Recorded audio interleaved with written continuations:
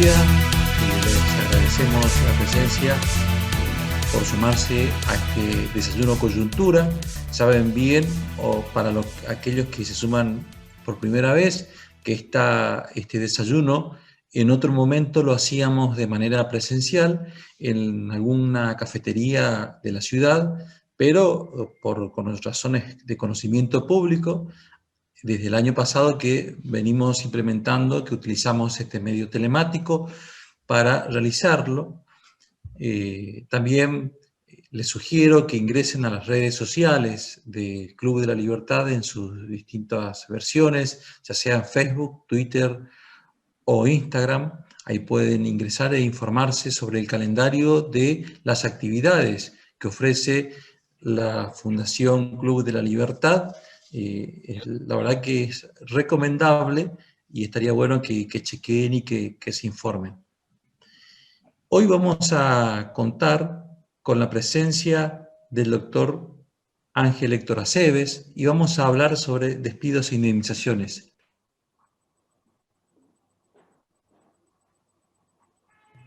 Te quedaste sin audio, Edgardo, te quedaste sin audio.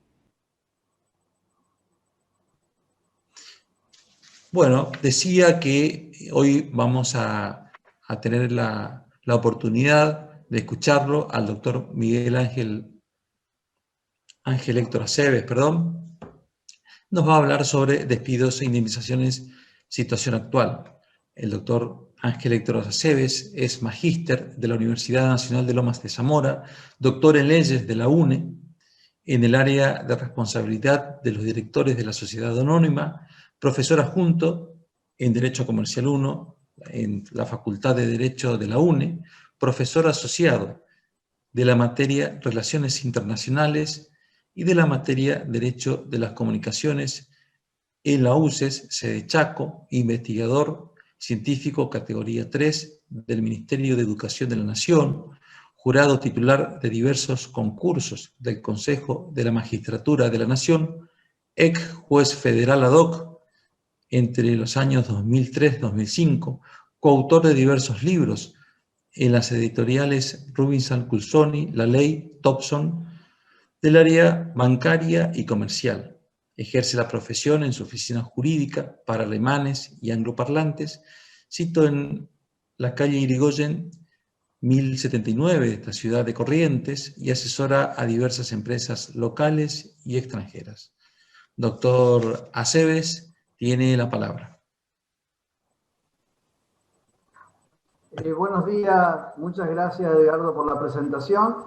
Ese currículum yo siempre está exagerado por los amigos, pero bueno, le agradezco, ¿no es cierto? Voy a ser muy breve, porque la gente que está vinculada con este club es gente muy bien informada, entonces voy a comentar uno o dos detalles y comentar un poquito la tendencia, una opinión que es estrictamente mía, de la oficina, no implica ninguna de las instituciones que pertenezco. Básicamente nosotros tenemos un entuerto que resulta ser que las leyes que supuestamente protegen al trabajador y de actividad sindical son la mayor actividad que genera desempleo. O sea, las leyes que nacieron para proteger al trabajador en crisis pandémica y en crisis económica actual como tiene el país, lo que hace es encarecer tanto la mano de obra y hacer una toma de riesgo tan importante que esas mismas leyes son las que nos generan la no competitividad nacional y regional. O sea, lo que estoy diciendo es una apreciación totalmente opinable, pero bueno, ustedes me invitan y yo les cuento mi opinión. Por eso, por ejemplo, tenemos el decreto 961, que extendió hasta finales de enero la doble indemnización por emergencia pandémica, y tenemos, ¿no es cierto?, una situación que es: ¿yo cómo pago a los trabajadores si no me dejan trabajar? Entonces, más allá de que ya pasó el momento, el susto y demás, que urjan los protocolos sanitarios y que la gente pueda trabajar. Gastemos más en educación, en cultura, en educación sanitaria, ¿no es cierto?, que la Organización Mundial de Salud dice, bueno, vamos a gastar más en agua potable, ¿no es cierto?, y en jabón y en productos sanitarios, y esta pandemia pasa a un segundo plano. Lo que es despidos e indemnizaciones por supuesto, es un tema gravísimo en todas las empresas. Yo lo que quería un poco hablar es el impacto que tiene en una pyme, en una empresa, cualquier indemnización o cualquier tipo laboral. Por ello que voy a trabajar un tema que me parece muy importante, que sentó un precedente, que es de la ley de teletrabajo. La ley de teletrabajo estableció un precedente que se puede negociar personalmente en forma individual con cada trabajador, e inclusive hacer turnos rotativos o cambio de lugares de trabajo, ¿no es cierto?, teniendo cuidado con la 2744, pero podemos hacer cambios de trabajo y cambios de horario, o sea, un sistema flexible de trabajo. O sea, lo que hay una invitación, una generación de un antecedente para lo que sería una potencial negociación colectiva de 3, 4, 5 empleados de comercio con su tienda, o 4, 5, 6 empleados gastronómicos con su pub, con su restaurante, ¿no es cierto?, para poder arreglar un sueldo, un salario o una condición de trabajo distinta a la establecida en forma rígida y dando por la 2744. Entonces, mi invitación es básicamente a repactar, o sea, acá todo habla de solidaridad, pero aquí la solidaridad no se ha dado en ningún aspecto, ¿sí? Solamente se le ha sacado nuevamente al sector productivo más dinero, ¿no es cierto?, del cual, encima que ya hay poco dinero en el sector productivo, para que haya un efecto solidaridad. ¿Qué tenemos que intentar nosotros?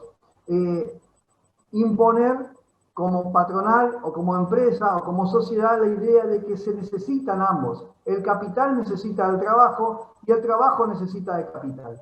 Entonces, esto es una coactuación, ¿no es cierto? Es una situación que funciona con un feedback, con un ida y vuelta. El teletrabajo, la ley 27555, nos da la pauta de que podemos hacer negociaciones colectivas, particulares e individuales con cada trabajador. Eso nos va a dar la posibilidad de aumentar la productividad, ¿sí?, y reducir los riesgos laborales. Más allá de eso, les quiero comentar de que nosotros vamos hacia una tendencia profunda de desocupación. ¿Por qué? Porque estamos ya encima con la cuarta revolución industrial. Entonces, ¿qué pasa? La revolución industrial arrasa con todos los tipos de trabajos primitivos o trabajos manuales o trabajos, ¿no es cierto?, que son los de las sociedades justamente a las que pertenecemos, ¿no es cierto?, del tercer mundo, o podemos llamarle países en vía de desarrollo o subdesarrollados, como quieran ustedes situarnos en la sociedad que estamos. Por eso que la conectividad, la robótica, la vinculación biológica, la inteligencia artificial, el Internet de las cosas, va a generar un mundo distinto. No va a generar, ya generó un mundo distinto. Estamos usando Zoom, estamos usando Netflix, Spotify, estamos usando DirecTV amigable, con memoria. Entonces está todo automatizado. Ya tenemos muchísimas emisoras de radio y televisión que no necesitan personal, que ya son todos programas totalmente hechos como un home office o home studio, o sea, ya están trabajando en eso. Entonces, lo que a nosotros nos queda es como comerciantes, empresarios, ¿no es cierto?, o en mi caso como profesional, es automatizar todos los procesos que uno puede hacerlos automáticos. O sea, ¿eso qué significa? ¿Más desempleo? No, señor. Significa que tenemos que calificar a nuestros empleados, educarlos, iniciarlos en un proceso permanente, no una vez al año. Un proceso permanente. Señor, ¿usted quiere conservar su trabajo? ¿Usted quiere conservar su carácter de abogado, de contador, o de constructor, o lo que sea? Bueno, usted tiene que estar en un proceso de capacitación permanente. Por eso yo felicito a este Club de la Libertad por el programa de capacitación que tiene. Porque realmente lo más avanzado que he visto en el área. Entonces, ¿qué necesitamos nosotros un poquito? Afianzar el proceso tecnológico para que el empleado que tengamos, que es muy caro en este momento un empleado porque tenemos una presión impositiva que ronda entre el 40 y el 45% sobre un rubro de negocios, y nosotros tenemos una tasa promedio del 18% de rentabilidad de un negocio, prácticamente la rentabilidad del negocio se nos va, o sea, como que cambiamos el dinero nada más. O sea, se mete el capital, se invierte, se paga todo y solamente hacemos circular el dinero porque lo que queda es muy poco para el que produce, para el dueño del capital o la empresa. Eso es algo gravísimo. Por eso la figura, ¿no es cierto?, de la fintech y todas las empresas jóvenes que están trabajando en otra área, que es totalmente digital. Entonces, a nosotros nos quedan dos mercados para atender como profesionales en el área, que se llaman lo que sería la economía colaborativa y la economía circular. Economía colaborativa y economía circular. ¿Por qué? Porque es ahí donde podemos insertarnos e intentar, ¿no es cierto?, hacer el paso del mundo papel al mundo digital. O sea, tratar de ir insertando. Lo que yo lamento muchísimo es porque las indemnizaciones y los despidos van a ser moneda corriente, más allá de la pandemia. O sea, no solo por la pandemia, sino porque, nuevamente insisto, los procesos industriales, ya que hasta los procesos industriales quedaron atrasados. Los procesos tecnológicos superan la propia industria. Entonces, va a ser más, por ejemplo, vamos a suponer que necesitamos, por ejemplo, focalizarnos, ¿sí?, en la empresa. El cliente es el centro del proceso. ¿Cómo nosotros capacitamos, ¿no es cierto?, le hacemos un sea cleaner al cerebro, ¿no es cierto?, de un empleado o un funcionario público también, donde tiene que entender que el cliente es el centro. ¿Sí? El centro del proceso es el cliente. ¿Cómo podemos explicarle a un empleado, y tenemos que hacerlo, y tenemos que capacitar, que debemos hacer una trazabilidad de todo el proceso productivo, sea un servicio, producto o cosa, tiene que ser de comienzo a fin, tiene que ser totalmente seguible. ¿Cómo lo hacemos? Lo insertamos para que entienda que la automatización del trabajo es un elemento imprescindible para que él pueda seguir trabajando. O si no, hay que despedirlo, o cesarlo, o convenir un retiro. ¿Cómo le explicamos? Y únicamente con capacitación, como está haciendo este club. ¿Cómo hacemos para que explicarle a ese empleado que él tiene que hacer una creación de nuevo valor? O sea, el proceso, la industria, el comercio, el estudio contable, jurídico, lo que sea, debe crear nuevo valor. Entonces, si antes, por ejemplo, era simplemente una gestión, ahora tiene que agregar un servicio, una experiencia. A la vez, esa experiencia no puede ser manufacturera, individual, tiene que ser estandarizada y además interoperativa con el mundo digital. O sea, lo que hace el funcionario, el empleado o el sujeto tiene que estar estandarizado para todos, que nadie se sienta discriminado.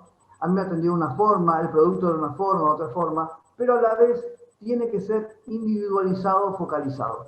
Es una combinación que, ¿no es cierto?, es lo que se está llegando en el 4G, 5G y demás, que es que todas las cosas tengan internet para que la gente pueda copiar, ¿no es cierto?, los intereses y la idea de cada uno. Por supuesto, acá el gran perdedor de todo es la privacidad y la intimidad, porque es así que se pierde por este tema de Internet de las cosas. Imaginamos que hoy, se están haciendo 50 billones de cosas vinculadas a Internet. Hasta las zapatillas van a tener chip. Todo va a tener chip para que sepan los hábitos, los lugares, los consumos, por supuesto la ubicación espacial, todo para que el sujeto con un mínimo de esfuerzo logre más cosas. Lógicamente, en una estadística de la República Hermana de Chile, se prevé que para el 2023 exactamente el 50% de la población laboral va a estar en la calle. 50%. ¿Por qué? Porque están comprando la tecnología, ¿no es cierto?, los software y toda la tecnología para poder manejarse sin empleados para bajar los costos y ser competitivos. O sea, el tema costos acá pasa por la competitividad, no por otro lado. O sea, no es una cuestión humana o inhumana, es ser competitivos. Si me permiten, quería compartir una pantalla. Está habilitado, doctor, está habilitado. Bien. Quiero mostrarles unos detallecitos nada más. Yo no quiero ser así. Por ejemplo, este tema de, ¿sí?, de la llave, por ejemplo, que ya ofrecen, ¿no es cierto?, las llaves para que uno pueda entrar o salir de un hotel, de un hostel, de un hostal, ¿sí?, manejar el ascensor, abrir cualquier puerta y demás. Y eso, ¿cuántos empleados, ¿no es cierto?, cuánta ahorro provoca en una empresa? Muchísimo. Esto ni siquiera hay que cambiar la cerradura siquiera. Ni siquiera se cambia la cerradura, ¿sí?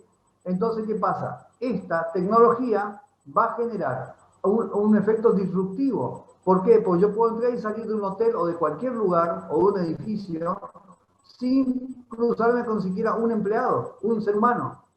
Esto genera, ¿no es cierto?, que o nos transformamos a este proceso de automatización mundial, ¿sí?, o perecemos en la tentativa.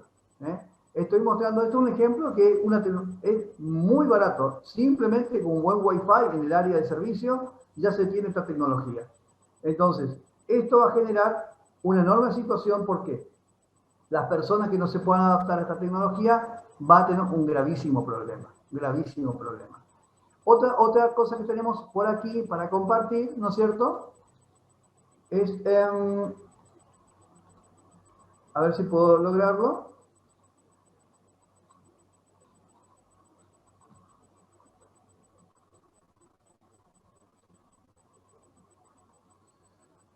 A ver,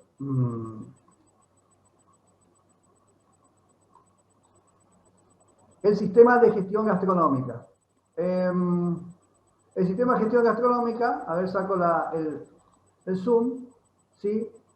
Maneja absolutamente todo. Maneja un bar, un pub, un restaurante. Entonces, ¿qué pasa? Podemos tener un emprendimiento gastronómico completo, ¿no es cierto?, simplemente con un operador de PC, ¿no es cierto?, o desde la casa manejando hábilmente. ¿Qué significa eso? Eso va a significar que yo antes necesitaba, ¿no es cierto?, un gerente que maneje esto con un sueldo, hoy en día, escala salarial a promedio de 80, 90 mil pesos, ¿sí? O sea, hablo de una persona sin antigüedad, y hoy, comprando este software, ¿no es cierto?, se maneja hasta el stock, o sea, sabemos cuándo está, cuánta comida, cuánta bebida y cuántos pedidos al instante. Entonces, el sujeto, el dueño, está en una lancha en el río Paraná o está tomando un café, ¿no es cierto?, con los amigos del Club de Libertad y puede estar controlando y supervisando su negocio perfectamente. Son software muy, muy accesibles, no son nada caros y ahorran, o sea, usted compra este software y lo gestiona y se está ahorrando cientos de miles de pesos por mes en cargas sociales, aportes jubilatorios y todo lo demás. Vemos lo malo también de esto, la desocupación, el desempleo. Pero bueno, esto es lo que se viene, es lo que ya está, pero hay que dinamizarlo en forma automática porque la gente ya está pidiendo esto. Otro elemento que comparto, que son las ventajas de todo esto. ¿Cuáles son las ventajas de la colaboración del robot persona? Primero, ayuda a optimizar la inversión en mano de obra. Segundo, mejora el estado de ánimo de los colaboradores y su proyección profesional. Aumenta la capacidad según la demanda, mejora la trazabilidad de los procesos, mejora la velocidad operativa y la respuesta a los sistemas, y facilita la auditoría y la mejora en los procesos del negocio. Entonces, esto que parece un eslogan, ¿no es cierto?, de marketing o que es no es así. Encima, además, es una permanencia 24/7, 24 horas, 7 días a la semana. ¿Sí? Porque el software no se cansa, el robot no se cansa. ¿Y qué pasa también? La mejora del time to market y del time to value, ¿no? Porque se evalúa y se mejora cada caso. Y tenemos la experiencia del cliente al instante. Me gustó, no me gustó, se demoró el pedido, esto no funcionó, yo tenía otra expectativa de la empresa. Entonces, ¿qué sucede con todo esto? Esto viene a una velocidad tan alta que tenemos que tener cuidado que no nos pase por encima de nosotros mismos, o sea, la gente medianamente capacitada.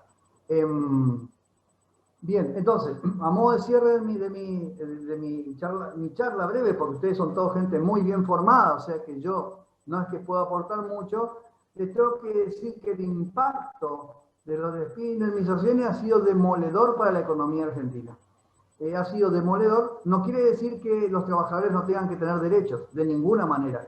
Los trabajadores tienen que tener derechos, pero también tienen que saber que hay una nueva corriente doctrinaria que se está sentando en América Latina y en Argentina también, que es que un trabajador puede ocasionar daños a una empresa y esos daños pueden ser demandados, como por ejemplo el tráfico de datos, la violación de confidencialidad, ¿no es cierto?, el boicot al proceso productivo, del servicio, del producto. Entonces esas son cosas que tenemos que empezar a conversar. Bueno, está bien, el trabajador me puede demandar si falta algo, pero yo también puedo demandarlo a él si violó un pacto de confidencialidad, saboteó mi empresa, me robó, ¿no es cierto? Me hizo un montón de cosas que yo cómo me defiendo.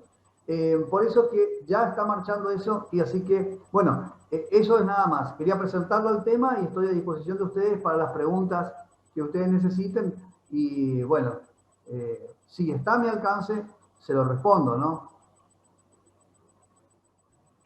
Muchas gracias, doctor.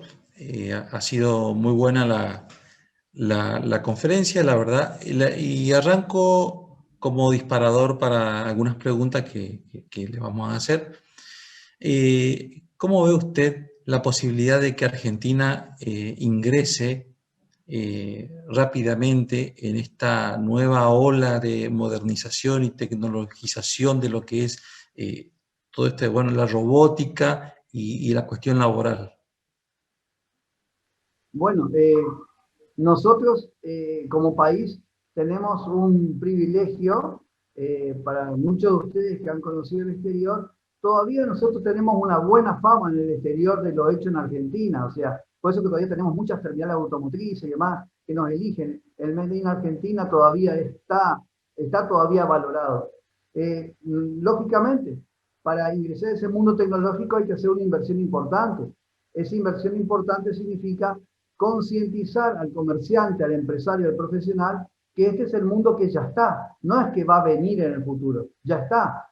Entonces, si queremos seguir funcionando con un reloj a cuerda, me encantan los relojes a cuerda, no estoy hablando mal, pero sabemos que todos los relojes ya funcionan a pila, entonces es un problema grave, o sea, nos quedamos fuera de todo, fuera de mercado. Salvo que hagamos lo que algunos elementos pioneros hacen, que es decir, bueno, yo soy un diferencial de mercado. Voy a hacer autos clásicos, como hay esa fábrica en Paraná, hago autos clásicos del año 30, ¿sí? Como elemento diferenciador, ¿sí? Autos, ¿no es cierto?, clásicos. Entonces, bueno, pero también ellos utilizan mucha tecnología, pero son negocios marginales, negocios residuales. Y bueno, lógicamente, cuando los negocios son residuales y marginales, la ganancia es mínima, por no decir poca o nada.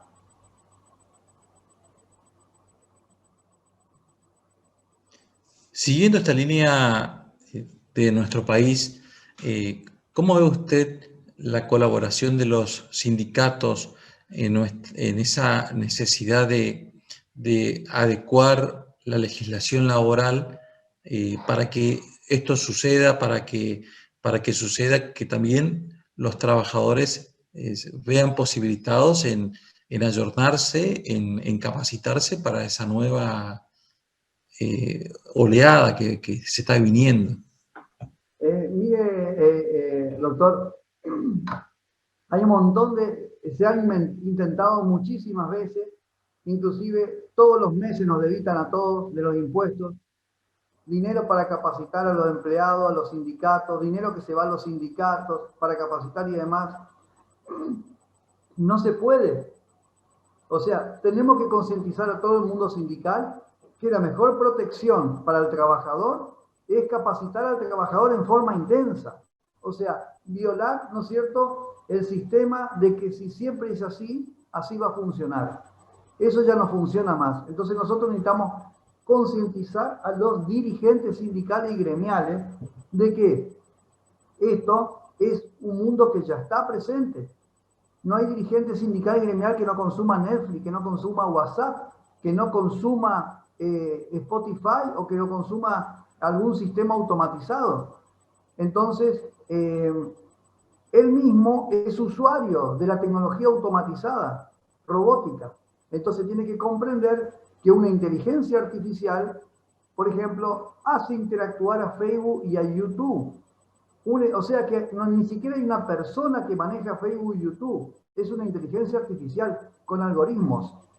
Entonces eso significa de que ni siquiera Max Weber, ¿no es cierto?, que el otro día este payaso de Maduro hablaba mal de él, él siquiera tiene la experiencia, la posibilidad en tiempo real de interferir porque es una inteligencia artificial que trabaja. Entonces, necesitamos hacer una bajada, pero así como se dijo, bueno, todo el mundo con barbijos, bueno, todo el mundo a estudiar y a trabajar en capacitarnos, porque si no, Vamos a ser pastores, vamos a andar cuidando gallinita y chanchito, que encima ni siquiera para exportación, sino va a ser para consumo local. Vamos a hacer, como hoy decía, vamos a hacer Senegal, Costa de Marfil, qué sé yo, un país con perdón, yo no conozco esos países, no, las estadísticas solamente conozco. Un país, ¿no es cierto?, que son marginales, siendo Argentina un país que estaría condenado al éxito con pequeños detalles, con pequeños giros, ¿no? Pequeños giros.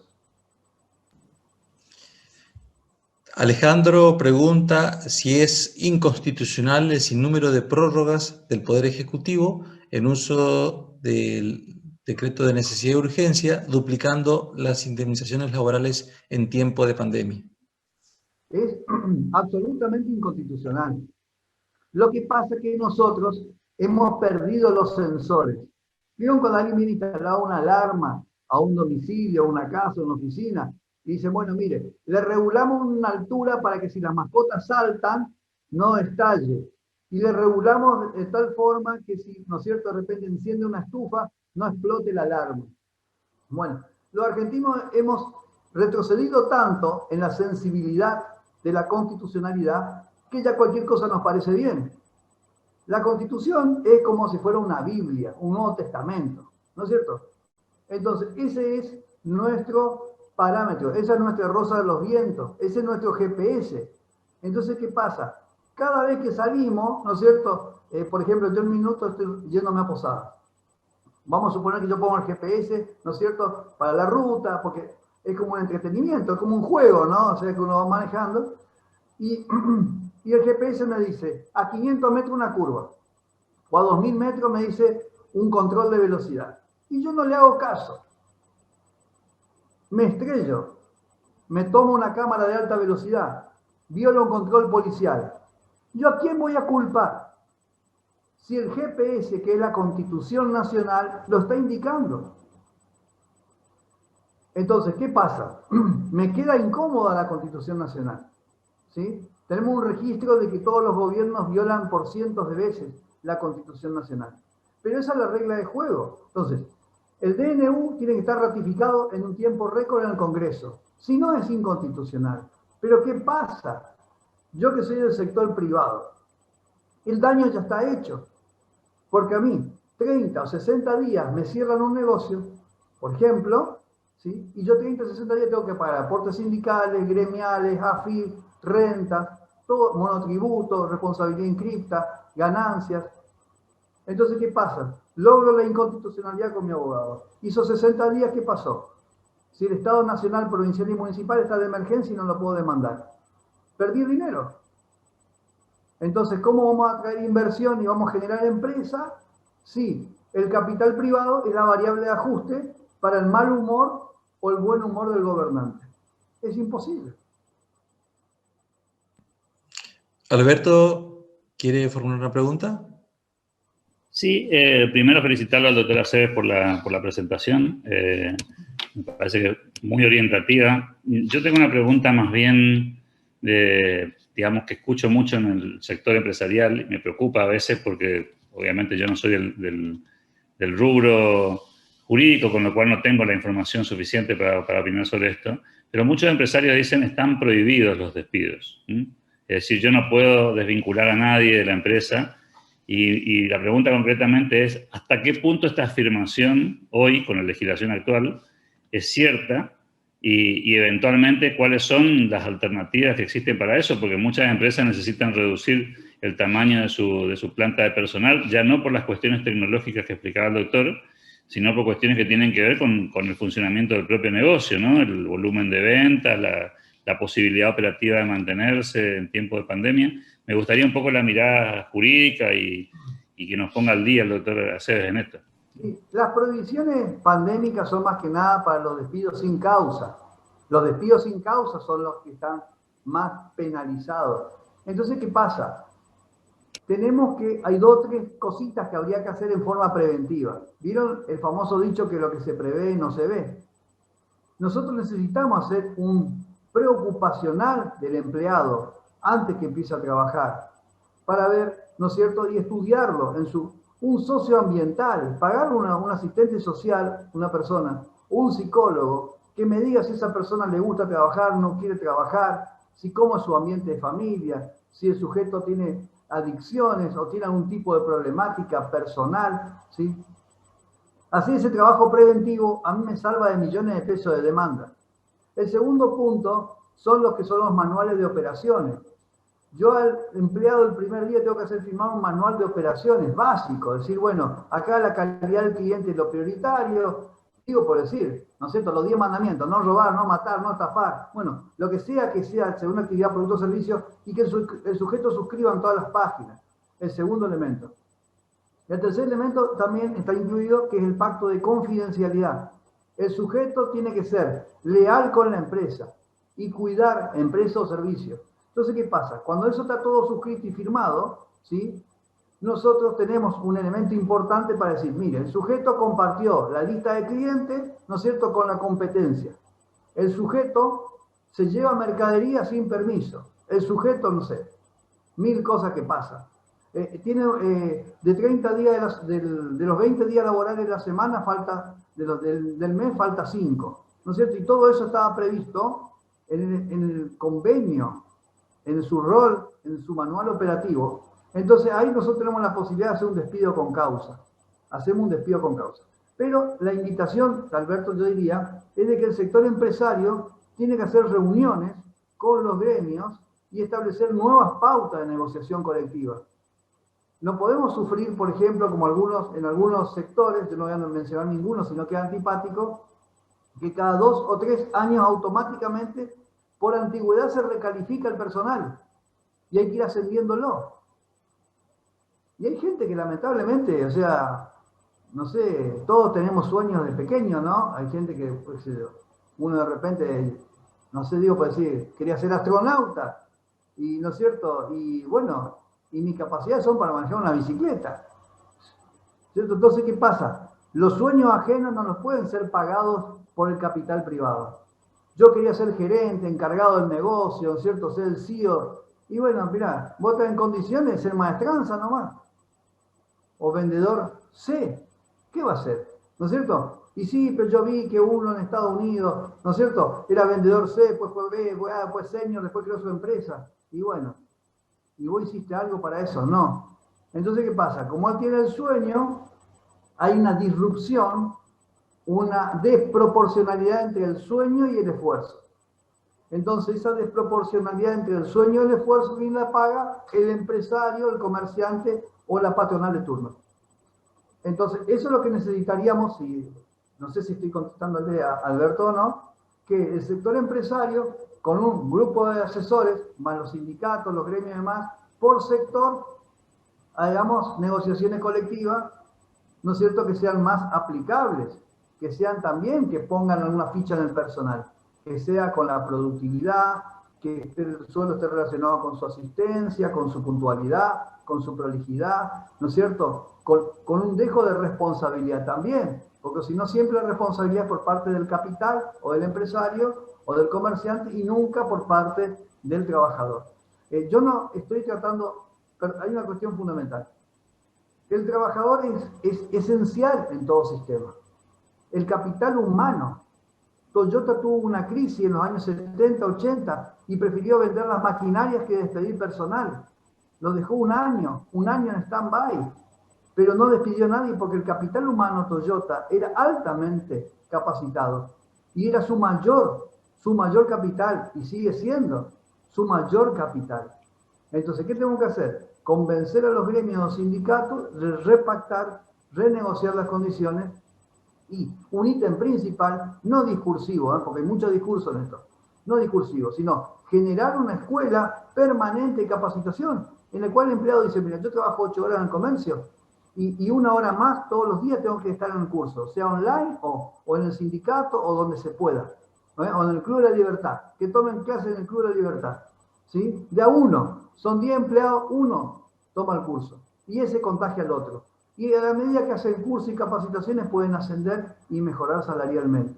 Pues eso va a repercutir en un mejor servicio para la empresa, ponerlo al cliente como centro del proceso, la satisfacción. Yo siempre hablo de lo que se llama la experiencia Starbucks. Uno puede ir a Perú, a Chile, a cualquier lado, a un lugar que la selva, la montaña, y uno ve una cadena, como ejemplo, como Starbucks, que no es el mejor café. Pero ¿qué pasa? Da una experiencia, una sensación satisfactoria en cuanto a que hay wifi, que hay buenos sillones, buenos baños, ¿no es cierto? La comida no hace mal, el café no hace mal. Entonces, ¿qué pasa? Quizá la cafetería al lado de Pepito es más rico, más sabroso, pero no me brinda esa experiencia. Entonces, en la medida que entendamos que los propios trabajadores eligen la experiencia McDonald's, que la hamburguesería Huguito de la esquina de su casa, ¿y por qué eligen eso? Y por la experiencia McDonald's, el dibujito McDonald's, la publicidad McDonald's y toda la máquina subliminal que está montada en esto. Entonces, cuando comprendamos que los mismos gremialistas, sindicalistas y los trabajadores son parte de eso, los podemos capacitar y hacer una sociedad más justa para ellos y más justa para el capital, el empresario y el comerciante.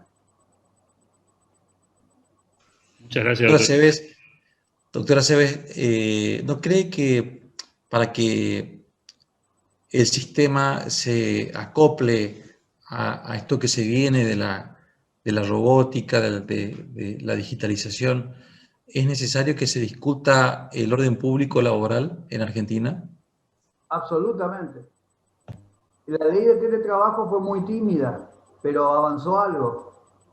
Yo parto directamente por una derogación de la ley 2744, es una ley totalmente inservible, no sirve para nada, y hacer un nuevo pacto social, laboral y político, ¿por qué no?